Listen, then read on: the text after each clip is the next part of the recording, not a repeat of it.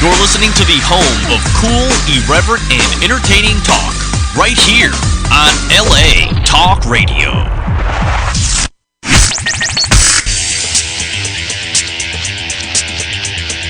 You're listening to Question Reality. With Priscilla Leona. Only on LA Talk Radio.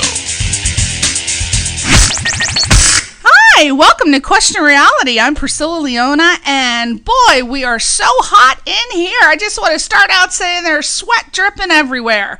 My God. As you know, we come to you every Sunday live from beautiful downtown Los Angeles. We're on from 5 to 5:50 Pacific Standard Time, and our show is about informative entertainment. That's what it was created for. That means that it's our goal to provide you with all the resources and information and tricks of the trade that you're going to need in order to pursue a career in entertainment. So we hope to encourage you and inspire you and motivate you to quit that Monday through Friday 9-to-5 job with those pencil pushers and come to LA or go to New York or wherever the closest city is that offers an entertainment career.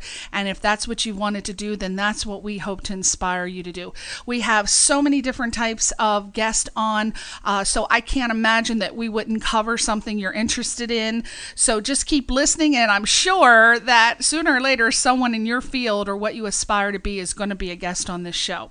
Now, we encourage you guys to call in. We want to hear some questions that you want to ask of our guest, and we say call in between 5:15 and 5:30 because we start wrapping the show about 5:40, so that way we can get all your questions answered. And when you can call the number directly since you're listening on the computer, but if you happen to be away or you want someone to call and they don't have access to a computer, they can call 818-602-4498, and we take your calls directly. You don't have to go through a screening process. No one's going to ask you for email and any kind of address. You call in and boy, we're right here. We are going to click on you and then you can just ask away. And if you like the show and you found that it helped you in some way, we would love to hear about it. We have a wonderful forum on the LA Talk Radio website, and we've been getting so many great comments, and boy, they love our guests, and we love to read those comments. So if you like the guest and you found that it helped you in some way, just take a minute, go to the forum. It's a little link on the top of the LA Talk Radio website. Click on forum, and just all you need is an email address. Type in your email address, and you don't need to put any other information. That's all you need to register and say, God, we loved your guest, and anything wonderful that you want to say. If you want to find out about any guests that we have coming up in the future, you can go directly to our website, which is questionreality.us, not .com. US for United States, questionreality.us, and it has all the guests up until the end of the year, and I am booking for 2009 already. So if you know someone that is a professional in the entertainment business, any A-list directors, producers, talent, has to be very experienced in order to give our guest great tips, advice, and resources. So if you know anyone and they want to come on the radio show, it would be a great opportunity for them to promote themselves and also help our guests. So we have, without further ado, we have someone on the show today. Oh my goodness. He is so mysterious and intriguing, and oh my God, he's enchanting. His name is Mr. Ted Shred, and he is a fire manipulator and an escape artist. So he's got a lot of things going on, and we're going to talk to him in a minute. But why don't you pull up his website and check it out while I do my advertising spots, because you know we got to pay the bills around here. But pull up his website. It is vamphirecircus.com, and that's spelled just like it starts out like vampire, but not really. VAMPHEARCIRCUS.com. Again, V as in Victor, AMPHEAR CIRCUS.com, vamphirecircus.com, and check out his website. Look at all the things he does and all the people he has, and we're going to get back to him in a second. We're going to introduce him, and he's going to blow this station up with some great information if you want to eat fire or escape from your wife or escape from anyone. Jail? I don't know. Maybe he can teach you how to escape from jail. We're just going to have to find out. We have so many great advertisers, and I want to thank every one of them. We have the wonderful Horror Channel. If you are into horror films, horror festivals, if you've written a horror script and you want to get it produced, if you want to be in a horror film, you're kind of kinky and freaky and you only want to do the horror movies, you want to go to horrorchannel.com. This is a great website. It's a station that has 24-hour digital films that's everything relating to horror. And you can also submit your scripts. You can submit any projects that you want them to take a look at. And if they're interested, they may develop it into a project that you can work on. But check out horrorchannel.com. Great website and great company to get you started on your way to all kinds of freaky horror stuff. And if you come out here or wherever you go and you're an actor or musician or just pursuing the entertainment business, you know by now that you need a headshot. And one of the best places to go, she's my personal photographer, is Carrie Cavalier Photography. That's cavalierphotography.com. Just had my color headshots done. Loving them. I look like $1,000,001. I was loving myself. I found myself stroking the tip and I said, what the hell are you doing? I look so good. I just didn't know what to do with myself. So you got to check her out. She has reasonable prices. And if you tell her that you heard about her on our radio show, Question Reality, she will give you a huge discount on your next headshot session. So cavalierphotography.com. And lastly, our wonderful advertisers, HollywoodOS.com. If you want to get cast in music videos or feature films or pilots or whatever, they cast for everything. They are one of the premier casting agencies in town. And again, if you call them and tell them that Priscilla Leona at Question Reality referred you, you will not only get one of their great book, Extra Work for Brain Surgeons, which normally is a huge, I think it's like $40 or $50, but you will get it for free. So just call and ask for David and tell him Priscilla told you to call. Again, go to the website, check it out. They have great projects. I started with them when I first got involved in the entertainment business out here, and I was booked on music videos and commercials and films, and I can't even tell you how many projects I got through them. So it is fantastic. So HollywoodOS.com. Now, I'm excited. Albert, are you excited? Yeah. He's excited. We are excited because Ted Shred is in the house. Now, let me just tell you how I met Mr. Ted Shred. I first met him. I worked a couple times with a lady named, oh my God, hold on, Kiyomi and Ted? Winnie McKay. Winnie McKay of the LA Circus. And they book all kinds of events. They book everything, I guess, not only circus related, because it is LA Circus, but I would imagine they do different kinds of things. But relating to me, I was called to work this project called the 5th Annual Igor Award Ceremony. And I thought, what the heck are they possibly doing over there? And so I went over there, and of course I was booked as, what did they call me? My name was Buttercup. Of course, Ted pointed that out. I didn't even know. I was like, I gotta have a character. And he's like, well, what about Buttercup? And I'm like, Buttercup? He's like, Buttercup. And there's the name over top where I'm supposed to stand. So I thought, oh yeah, that's a great name. Now I use it as my regular character name. Thank you, Mr. Ted Shred. But it's a perfect name. So he was there, and with his lovely better half, I always say the woman's the better half, Carol Tatum, and she had a big, I think it was an albino snake, but I could be right. It was an albino snake, and he was hosting. The ringmaster. He was the ringmaster of the whole show, and it was a great award. It was at NBC Universal Studios, and they were giving out awards for various horror film, and some of the people there were David Navarro, I believe, Zombie, the zombie Rob guy. Zombie. Rob Zombie he was the there. big guy there because he had that House of a Thousand Corpses. The sequel to that was out. Right. And actually it was the Michael Myers, the Halloween remake, is what he was there for. Right. Promoting that. Yeah. And his, I guess that's his wife. She was one of the stars in there as well as him directing it. Right. And then David Arquette, who sat on my lap, and I got a couple of free feels out of that. I can still remember that whole sensation. I recall that in my dark moments every Friday and Saturday night when Albert's at a gig. But we won't talk about that now because Albert's right here. Of course, he never pays attention to me. He hears me running my mouth all day, every day. So things just go in and out. He never really hears what the hell I'm talking about. I can just talk all kinds of stuff. He doesn't know unless I say, Albert, are you listening? But met Ted. We just hit it off. I thought he was wonderful. I thought Carol was the sweetest thing. Not only is she so beautiful, but the way she works that snake, I said, I know why he pursued her.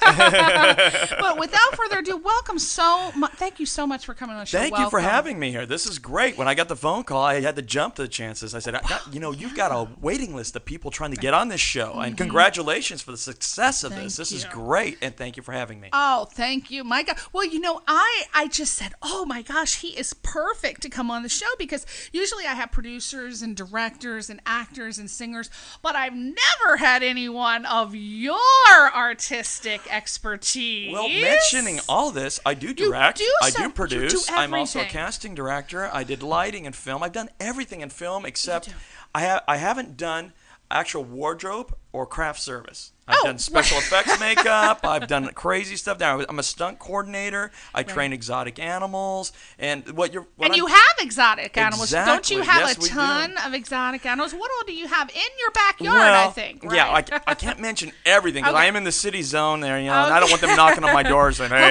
Mr. Shred, we hear there's a rhinoceros in your backyard." But wait a minute, you are an escape artist, so you go to prison, you can get out. Absolutely, I've escaped from more executioner's docks than you know, Missy.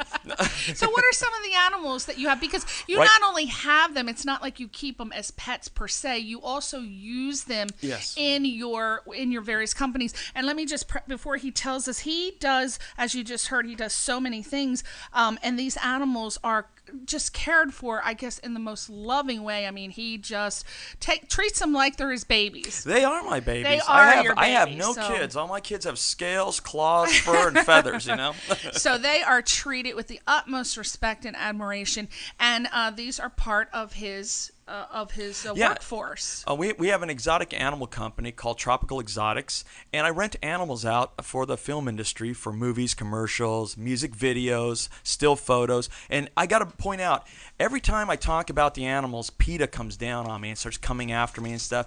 And I really have to say, we did a show on Animal Planet called Who Gets the Dog, and I rescued all the dogs on that show, and it's in reruns right now. And we gave away, I think, like 16 to 18 dogs that were all on death row in the various shelters in South Central LA, Downey, and places where most people really wouldn't go looking for dogs. I went there and I got the dogs that were on death row, brought them to the show. We basically had to rehabilitate some and work with them to get them back the trust of people again, and then we used them for the show, and all of them, I kept in touch with everybody. All those dogs are in happy homes now, and the whole time I worked on that show, PETA came after me and said, you're exploiting these animals, you're doing this, that. No, I'm not. I'm giving a second chance to these animals is what I'm doing, because if it wasn't for me intercepting them, they would have been euthanized right now. Absolutely. And not only for just the dogs, but you have other species as well. I've rescued all kinds of reptiles. I used to have probably over 500 snakes at one point in my career, but I've got it down to about 25 snakes right now. We have tortoises, we have box turtles, we have frogs, we have parrots, macaws, cockatoos, Amazon parrots, African greys. We've got rescued wildlife that couldn't go back into the wild. Like we've got a squirrel that's been hand raised as a baby, and he's now going on 10 years old, named Poncho, which amazes everybody that he's lived this long, and he's running around like a teenager. We've rescued unwanted wolf and wolf hybrids. We rescued orangutans from Michael Jackson's ranch. Believe it or not, Michael Jackson abandoned the animals, and I hate to bring this up, but bring it up. We want scoops. All right. Well, Michael left, and the animals were left there with no food, no water. The power got turned off. Everything got turned off. And some of the trainers that used to work there and the keepers came back to check on the animals and realized that they'd been abandoned there. Even though there's guards there watching the place, no one was taking care of the animals. So a lot of these great Hollywood trainers and animal behavioralists that work in Hollywood in the film industry got together. They trucked in water, food, and took care of these animals out of their own pocket. And so as they're finding homes for these animals and stuff, they can't just go to anyone's backyard. They got to go to somebody that has got zoo permits, someone that's got the means to be able to fund and take care of that. We have a caller. Hold on. We're going to sure. we got someone calling in who wants to talk to Mr. Ted Shred. You're on the air. Hello, Mr. Shred. I just think you're just fascinating, and I was wondering, I'm on your website right now and see with the picture with you in the fire.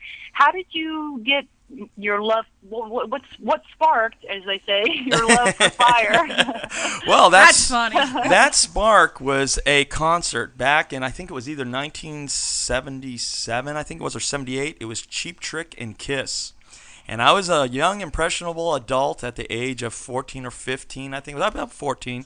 And I was in the front row, and Gene Simmons blew fire, and people went crazy. And I said, you know what? That's cool. I'm going to go home and try it.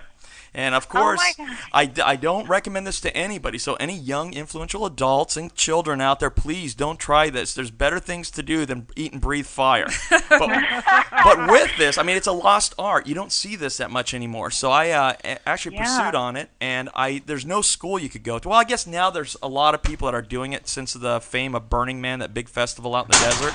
And, whoa, the ceiling's falling in. That would be me. But, no, there's a lot of people that are doing it now, and I guess there's videos you can get on it now and stuff. And the thing is, anything that you're going to do with fire is very dangerous, and it's something that can be very detrimental to your well-being. And the fuels that you use when you do the fire eating and fire breathing, even though you don't swallow it, it's still in your mouth, and it's going to be absorbed through the membranes of your mouth and tongue and stuff, and it will damage your liver and kidneys. And a lot of people don't realize this. A lot of the fire manipulators or fire eater, fire breathers of the back in the day of the the 20s, 30s, 40s, and 50s and 60s, a lot of those guys didn't make it past 45 to 50 because liver, kidney failure, or accidents of blowbacks where the fire comes back on them and burns them and ends their career. I mean, they may not die from it, but they're not going to go back and do it. Wow. And it's very, very dangerous. I've been very lucky, knock on wood, that's my head, that I have never been seriously burned. I've had minor burns here or there, usually working on movies, because movies really take a lot out of you. Like if you see the movie Stigmata, The Crow 2, Big Fat Liar, Charlie's Angels, I did all the fire breathing in there. And there's TV shows like CSI New York. Oh, Pushing Daisies I just did last month. I think it's airing this month. There's an episode of Circus Scene, and they're using me to edit a swear word. One of the guys is about ready to say a swear word, and then the fire goes right through between them, the two actors, and that edits him from saying a bad word on TV, and I thought that was a great use of that. It was pretty interesting. But when you see me do that on film and stuff, I'm having to blow fire not just once, not twice, sometimes up to 60 times. And that's a lot of fuel that I'm having to consume and put in my body, and it's not being swallowed, but it's being absorbed in there and stuff. So when I'm done doing that, before I start, I drink a lot of water to get the urinary tract going. Then I go ahead and I drink a lot of water afterwards because it does dehydrate you and stuff too, especially eating the fire. Then I drink aloe vera juice, about a gallon of that the day after. I take a lot of herbs. I take charcoal tablets to help filter that out. I know some people eat burnt toast. Like Gene Simmons used to say he ate burnt toast to help filter a lot of that out of his system.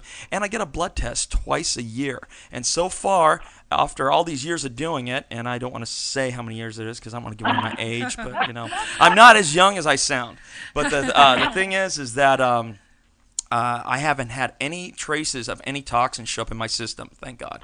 And the thing is with eating and blowing fire, it's like chewing tobacco. You just don't want to do it in the wind. Does that answer your question, caller? Yes, that was very interesting. I did have one more question, if that's all right. Sure. I'm like a closet circus wannabe, okay? Oh, we love you. We love you. Really? Yeah. Because I was thinking, I've always thought, every time I see the circus or anything about it, I would love to do something like that, but I never have. Are you open to people that have never done it, but if they're good enough, they could join your act, or how does that work? Yeah, I've trained some of the people in my group. I mean, I used to be like a one-man show, and then I realized, it's neat to be known for a lot of things, but a lot of people just think that, being a jack of all trades is being a nobody, basically, because you can't specialize in one thing. And I'm one of these people that had ADD, and now they call it ADHD, because attention deficit disorder in high definition. Yeah, high definition. Yeah, so basically we focus on things a little more detailed than the jealous people that don't have it. So there's nothing wrong with having ADD. So if people out there understand, it is a gift, okay? When I was young, they called it being hyperactive, and they want to put you on Ritalin. Yeah. My mom bought me a drum set instead. She made me play drums and stuff for an hour so I could wear myself down. I could focus on my homework. And, that works in training animals too, but that's a whole different story. But getting back to this, I have trained people in certain things. I don't train them in the fire, though. I trained one guy once, and he didn't listen to what I had to say, and the fire came back on him and burned him. And people, it was at an audition, too. It was for, I think, a Chevy commercial.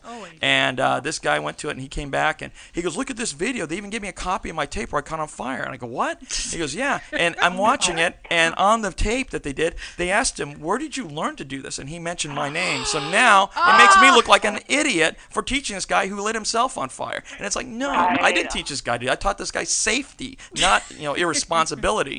So I won't train people in things like that. That is up to you to find out on your own. But any other stuff, there's other circus stuff you could do. I mean, circus is great. It's like a lost art. You don't see as many circuses as you used to. Okay, well, great. Well, maybe I'll give you a call and we can talk more about it. I love fan dancing, and I noticed you had a male fan dancer. And yes. I'm a big Sally Rand fan. And so, wow, that's awesome. Yeah, so I've always wanted to do that. And so maybe I'll give you a call. We could talk about it. Absolutely. And I am also on MySpace. All you MySpace people out there, you can look me up on Ted Shred, piratesforhire.com. And I'm a pirate also. But we're going to talk about that on another show, I think. But right now we're talking about the circus stuff, and I'm glad you called in. So thank you so much. Hunt me down, and any questions, anything I can help you with, feel free to shout at me or drop me a line. Thank you. What's your name so Ted will remember you? My name's Kelly. Kelly. All right, Kelly. No, what's your circus name, Kelly? You got to come up with a circus name. My circus name? Oh my gosh. Something about a fan. I definitely want to do the fan thing. So Calfania. So what's that? Calfania.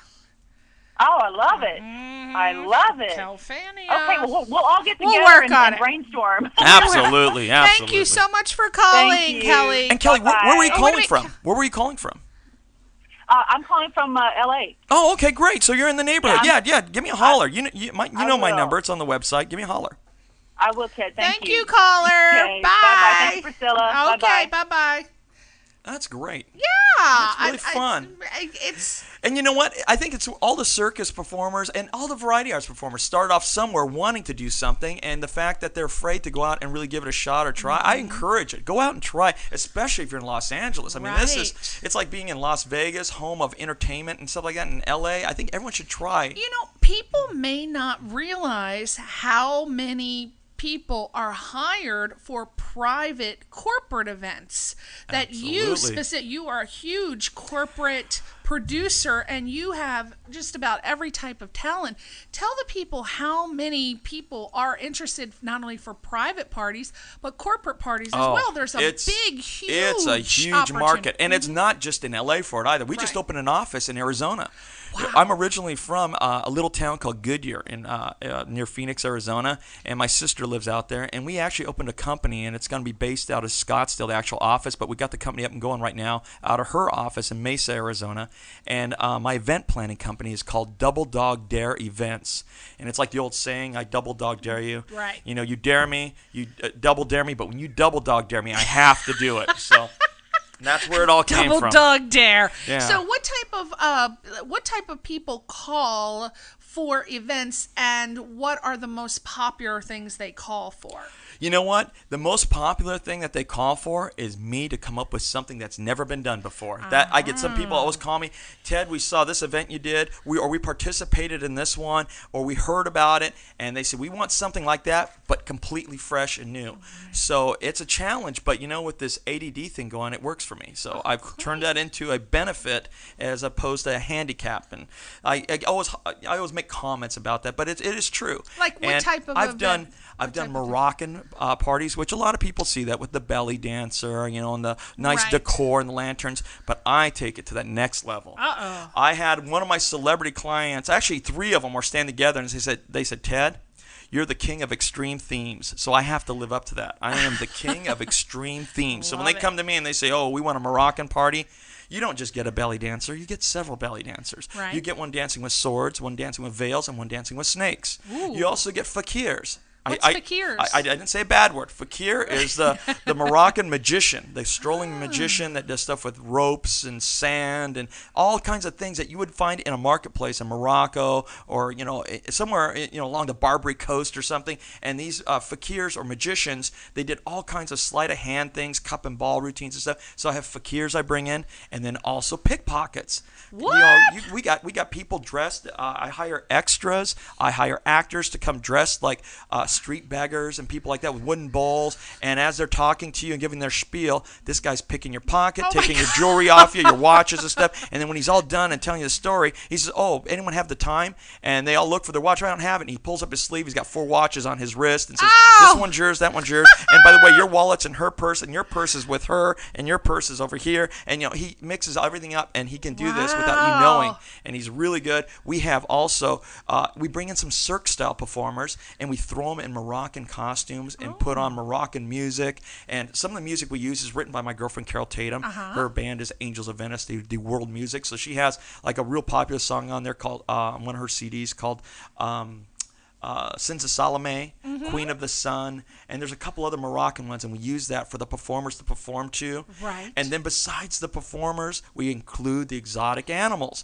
The one thing that I have to really push about the animals, that Hollywood is not as busy as it used to be. And a lot of animals live here and are here trained for the film industry, and they're not being used, and these people can't afford to keep them, and things are happening. So I try to find work for them and incorporate them in the parties and the events. And, unknown by PETA, because they really don't take the time to understand and see this, these animals have been raised in captivity. All their connection is with people, and they enjoy it. These animals thrive on it. And if they look like they're not having a good time, then we break them, and we go ahead and relieve them from that. We don't make them do things that they don't want to do. But all of our animals work with us. So we bring in, for the Moroccan party, I'll bring in tigers. Wow. I'll bring in baboons. What? I'll bring in monkeys. We'll bring in the snakes for the snake charmer, belly dancer. We bring in camels. We bring in elephants. I mean, anything you could find in Morocco. I got sheiks walking around with falcons on their wrists. I've got Arab sheiks with macaw parrots, because a lot of them were brought over there with the British and French when they went to Morocco. But, there was a lot of interesting things in that Moroccan party, and I'm just barely scratching the surface of what I do at a Moroccan party. Then we can go to a Cirque-style party. We can go to a Rat Pack party. We have a great Frank, Dean, and Sammy. Wow. They come out and sing and perform, do photo ops. We bring the gambling tables in, and not just the gambling table you see at the average party. All our stuff is full scale, regulation size, what you find in Vegas or in the Indian casinos, we bring in. And we replace our tables every year. So we have brand new, really great looking equipment for that. We do Western parties. We have mechanical bulls. We have gun spinners. We got trick ropers. I do trick roping. We have bullwhip artistry. I do bullwhip artistry. We have knife throwers. I do knife throwing. And we have tomahawk throwers. We have Indian hoop dancers. We also then incorporate with that live buffalo, longhorns.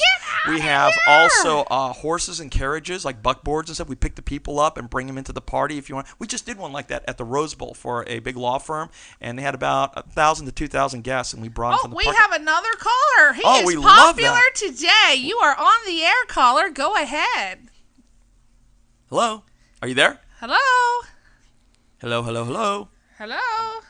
Oh, maybe they'll call back. Oh. Call back, because we just missed your call for somehow. But what's a buckboard? A buckboard is a wagon that they used to use. You'd see it like on Death Valley days and Big Valley and all the old westerns and stuff. And it was what they would throw cargo in and stuff like that. And they'd pick it up from the general store and take it back to the ranch. It has like the one seat up front and a big open back. But we put straw in the back there, and everyone gets to sit on that. And we take them into the event and the party that way. We do Victorian tea parties. Stop it. And we bring people costumes. And when we do the fun parties too, what I always like to do is like to add to the parties and make it even more spectacular. So when they say, we want a Victorian tea party, or we want a Phantom of the Opera party, or Mardi Gras, what do we do about costumes? I work with the local costume houses, because all these costume houses are running out of work too right now with the decline of Hollywood. Right. But the thing is that we incorporate their costumes for our guests and stuff, and we have a costume fitting party. Well, I'll bring bartenders and food servers and hors d'oeuvres, and everyone gets fitted for their costume before the party. So they have a pre-party to the party,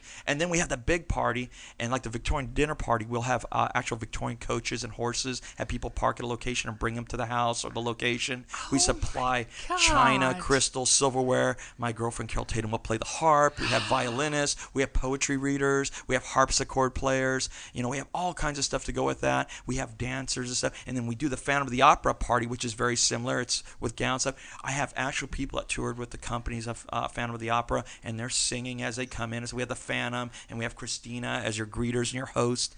And, we include lighting packages in the sound systems. I mean, we can do everything to make it spectacular from the ground up. When you come to one of my events, it's not just the visual. You feel it in the air. You feel it right when you enter, when you leave your car and you enter the party. We transform you back to whatever you want to be at, or ahead to where we've done futuristic parties. We've combined them. We can combine like up to 3 themes, and we call it our fusion parties. When you get over 3 themes, it becomes confusion. Yeah, but I would imagine. Now, I noticed that you have a person that, because you want to, of course, capture those memories, and you have someone that also will go around and take pictures. We have right? a lot of great photographers. The one I work with the most is a good friend of mine, Tiger Lee. Tiger and I have known each other since we were 5 years old. His father and my father owned a restaurant together in Phoenix, Arizona called south of the border. It was Mexican food and Chinese food. And when you enter from the Mexican side, you had a Spanish archway. When you came in through the Chinese side, you had a pagoda-shaped archway. Oh my God, that's cute! And they won Best Chinese Buffet every year by the New Times Weekly out in Arizona. And then we had the Best Chimichanga for Mexican food over there. And they had that for several years. And Tiger and I have known each other since we were little kids. And we lost track of each other about 16 years of age. We went to 2 separate high schools. We got our cars, went our separate ways. And we haven't seen each other since. And then about 6-7 years ago, Carol was doing a photo shoot with a gentleman down in San Diego. Lo and behold, it was Tiger Lee. And I did not know he was being called Tiger Lee. His real name is Tony Lou. Like, my real name is Ted Paulson. And he didn't know me as Ted Shred. So we're like looking at each other. I go, do you have family in Arizona? And he says, yeah, I'm from Arizona. And I said, do you know David Lou? He goes, that's my dad. And I'm like, oh my God. I go, Tony? And he goes, yeah. I go, Tony Lou? And yeah, I go, Ted Paulson. He goes, oh my God.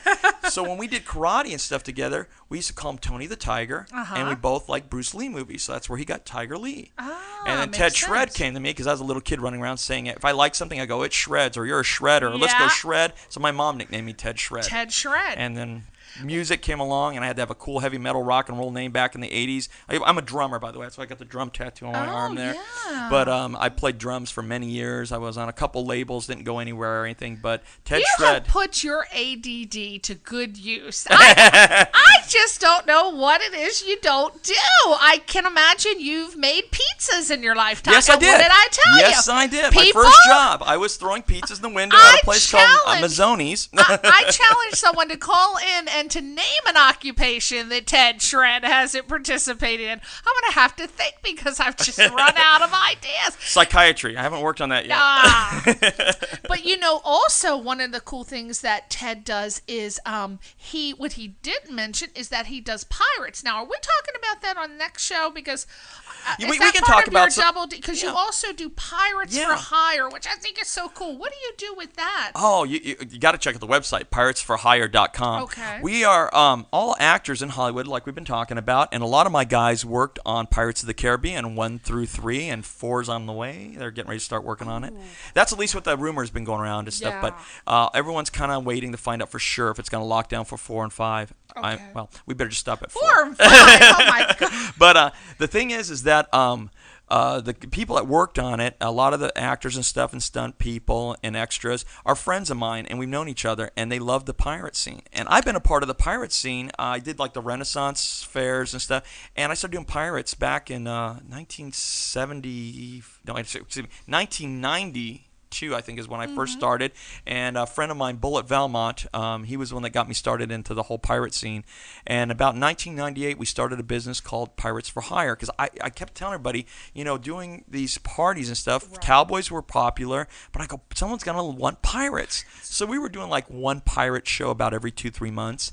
And then when the movie came out, we're doing about 10 pirate shows every weekend. Wow. I mean, it got crazy at one point, and that's I think why Bullet left. Bullet took a retirement and left the group. He just couldn't keep up with it anymore. Have you ever worked with a gentleman called, I think his name is Steve Raleigh? That sounds really familiar. Because he does a pirate show for Knott's Berry Farm. He's in charge of all the pirates down there, and I met him at one of Winnie McKay's gigs at, what was it? I think Carol, wait a minute, you and Carol were there? Were you there at the one, it was a club in Hollywood, the Basque or the... Oh, no, I heard about it. We were invited. Okay. We didn't go. No, we weren't there. But, no, he sounds familiar. I probably know him.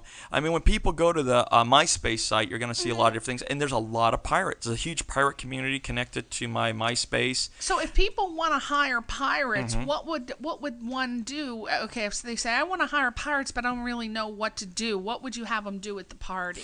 Well, we come in, we drink your booze, we grab your wenches, and you get a photograph. No. Oh. No. Do you get any good pirate loving?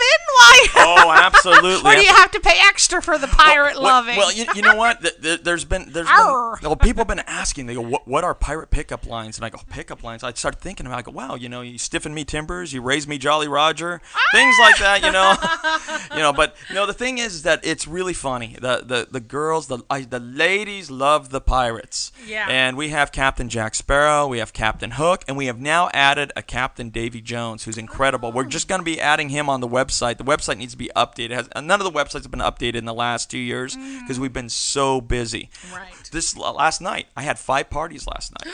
We did 2 shows in the city of Beverly Hills. We had a magic act at the city of Beverly Hills last night with the great Mark Pascal. He performed there. We had Carol, my girlfriend Carol Tatum, played at the Doheny Mansion, Greystone Mansion, for a high tea up there. Okay. I had a friend of mine from Guitars Center. He's one of the buyers. Glenn Noyes had an anniversary party, and we had a wonderful fortune teller by the name of Susanna over there doing fortune telling for him. And then my good friend Ruben McBlue, who owns Rock City News and LA Actor, that new magazine that's out. They just moved, and we had a grand opening of their new location party last night. I was doing fire eating and fire breathing there. But I mean, that's pretty much every weekend we have the average of 5 to 6 parties. You must be so super rich. My God, now I know who to call, Albert. When we need a loan, we got to call Ted Shred. Well, you know what the problem is that I just can't keep charging the rates that I want to because I love people. I really love people, and not everybody's got Jim Carrey or Tom Cruise's budget or Rolls-Royce or Cheesecake Factory. But yeah, that's a good thing to talk about. Yeah. I mean, it seems like with the parties you do, it seems like they're so extravagant the average person can't afford them. Absolutely. Is that so true? what I do is I work with people, and and people listening, don't take advantage of me and start calling me and say, "Oh, I heard you on the radio, and I don't have this much money," and then suddenly I pull up and you got 3 Rolls Royces in your garage and stuff, and you hired me for $100. Okay, I don't appreciate that. He's gonna bring some of the animals in and let them loose on you. So I wouldn't recommend that. But you can accompany the budget within reason. I tell people, this is my pricing within reason. Let me know what you want to spend. Let me see what I can do. I don't turn anyone away, and within reason. The last couple years, we had a client. She is wonderful, and she's up in the Valencia area. And she called me and wanted to do a birthday party for her son. She's a school teacher, single mom, and she's a survivor of cancer. And she couldn't do anything for her son for like 3-4 years, like birthday parties and anything. Wanted to do something special, and she couldn't afford me. So I brought the whole crew, and we did the party for free. And her guests and family members got together, and they all tipped us. And I told them, don't worry about it. It's not a big deal. But, yeah, I have a soft spot in my heart for single moms, school teachers, anyone working in the education program that's helping our youth, and survivors of devastating things of cancer, heart conditions, things like that. I will do my best to accommodate you with what I can help you with. To me, it's not about the money. I do have to feed the animals. I do have to pay the bills. I have to keep the costumes clean. But the thing is, it's not about the money. To me, it's about being a human being and looking out for one another and helping each other. And if I can bring a smile to somebody's face, a little joy to them, take them away from the negativity and the bad things in the world today, I'm there for you. I'm the guy. Woo!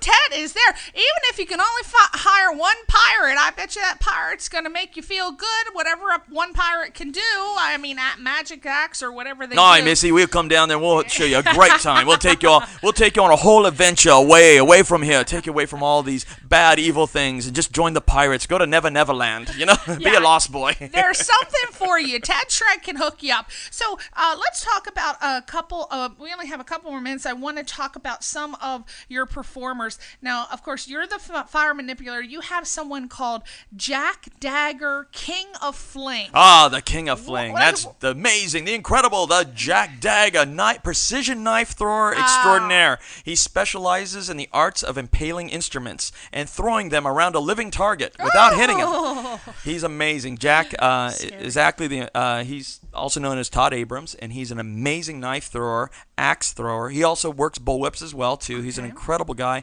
and he's ambidextrous. We just found this out. He had a hand injury. He didn't turn down a show from him. He showed up and threw left-handed. And threw amazing. I'm like, wow, this is cool. And I told her, this could be one of the best shows ever. Let's go watch. No, I know. And then you have someone else, which I love this name, Madam Ming. What does Madam Ming do? She is a fine, sexy little Missy. She is. You didn't hear that, Carol. Madam Ming. Nancy Luna. She lives up north in the Bay Area. She's an incredible contortionist. If Nancy hears, everyone knows Nancy, tell her Ted Shred said hi. Call me. But no, Nancy, we fly her in for special events and stuff, and she is an amazing contortionist. She can do things and bend in positions that the men can only dream about. We knew you liked Madam Ming for a reason. And then, I don't know if I'm pronouncing this right, but Duvalier, the Impenetrable. Oh, absolutely. Duvalier, the Impenetrable. And he does the bed of nails and the ladder of blades. He'll lay on a bed of real nails, and we'll put bricks on them and break them on them while they're on fire. We have people stand on them. We'll have people tap dance on him, pirouette on him, and he gets up and no blood, nothing. Hopefully. He hasn't been impaled yet. And then the ladder of blades. This is a hard act to follow. He takes machetes that are razor sharp, and he demonstrates how sharp they are by cutting paper and cutting carrots and cucumbers with it. Then he locks them in on his ladder from Home Depot. I have to get that plug in there. No. They sponsored us there with that. But we put the blades in there, and he walks up a ladder of machetes with his bare feet. Oh, my God. And he can't rock or move, or it will slice up between his bones or tendons. I mean, they're razor sharp. He walks up them, gets to the top, stands with one foot up there, and then descends back down him without cutting his feet. And he is a professional ballet dancer. I did not see anything like that on America's Got Talent. Where was he? All of your acts could have auditioned for that show. That would have been a good one. He would have won. What about Katiana Serpent Sorceress? I imagine that's with the... Oh, absolutely. She's a great belly dancer, and she works with snakes and serpents. And she's a magician, a sorceress. She produces... there's 3 illusions or magic acts where she produces snakes and dances with them, and it's just amazing. The final one is great. We put her in a basket. It's called the Hindu sword basket, and you just see usually people get in it, and you put all the swords in it, and then you pull them out, and they come out. Not Katya. You put her in it. She dances. She wiggles. She gyrates. Gets down into this little basket. We run about a dozen swords through it. Nothing oozes out. Nothing seeps out. She keeps it together. We don't know how. Woo. We pull the swords out to release her. We pull the lid off, and what comes up? A big albino python. Oh, my gosh. 12 to 18 feet, depending on which one we're using that day, comes up out of that basket, and it keeps coming out. And we pull this big snake out of there, and then suddenly she pops out like It's no big deal. God, She's it's amazing. so fascinating. Now, what about Brandy, the aerial artist? I've seen that. Brandy That's Wirtz. with the silk scarves that come down. Brandy's very famous. She did the Motley Crue tours. That's was very toured with them and stuff. popular right now. Aerial artist. Yeah, she studied over at the Cirque du Soleil school in is it Montreal, I guess it is, in Canada. And she does the silk or the tissues. She does chains, where she does the same thing with chain stuff. She has the Spanish web, the straps. She's very, very talented and very beautiful girl. She's down south, down the San Diego area. Is she? Yeah. Now, who's Raphael, Lord of Illusion? Rafael Gomez. He just happens to be dating Katya. But, Raphael. See, we get a little circus scoop here. Yeah.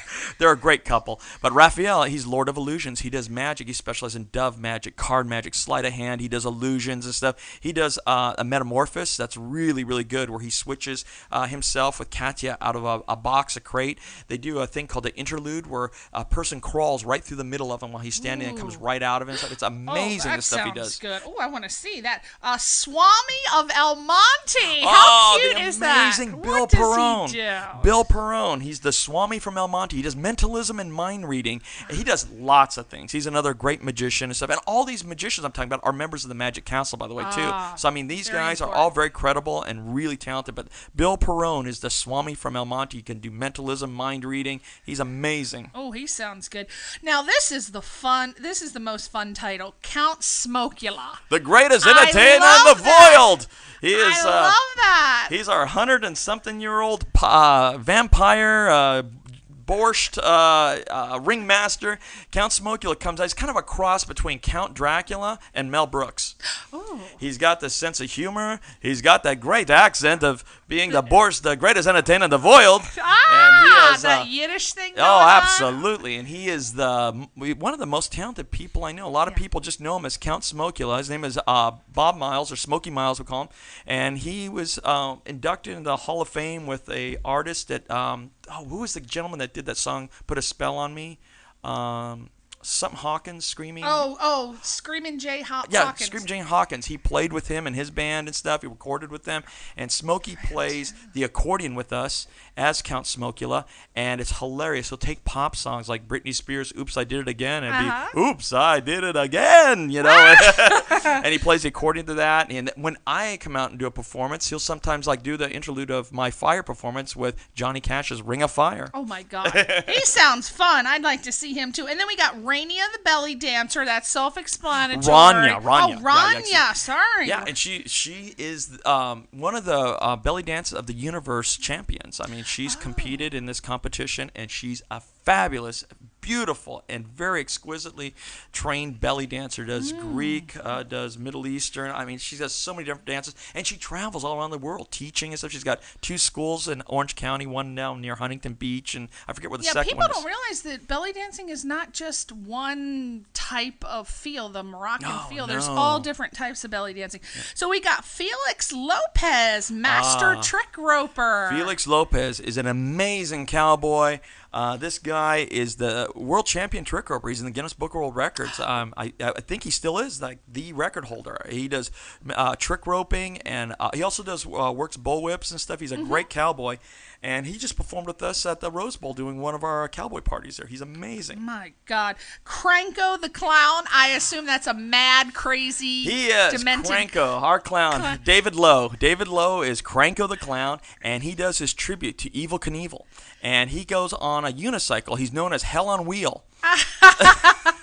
And he jumps over 24 balloon animals, and he does this all on a unicycle, half crocked drunk, and he goes over and does it. Sometimes he only does 23, but don't worry, that last one's usually the poodle. Nobody cares if the poodle gets it. The poodle's out of here.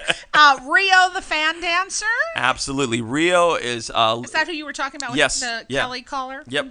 Rio is an incredible fan dancer. You might see him in some of the local goth clubs around LA and stuff, and that's where I met him. He was dancing, doing fan dancing, and I incorporated him in one of our Cirque shows we did with some of the Cirque performers, and it was incredible. He came up, all airbrushed and painted like a white tiger with blue cat contacts in, little loincloth, and did this amazing fan fan dance, the music, all choreographed stuff, and we used him as a little filler while we were changing the stage, and he became like the hit.